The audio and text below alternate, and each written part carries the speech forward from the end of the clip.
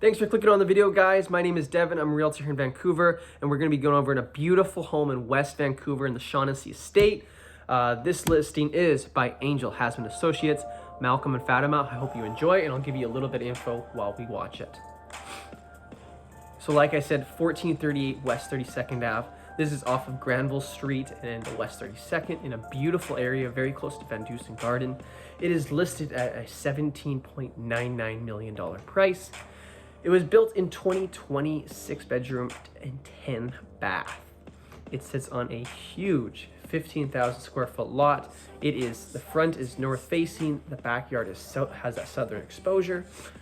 In total, the home is 3 stories, consisting of about 10,500 square feet. There's going to be a lot of features here, but of course we're going to see the spa, gym, theater, billiard room, wet bar, temperature controlled wine room. It's just an absolute beautiful home, all in all. And it is assessed at a tax assessed at $19 million. And just for your information, if we were looking at a down payment, it would be about $3.6 million at 20% down payment, a 6% interest rate over 25 years. We're going to be looking at $92,000 a month for your mortgage. Let's watch.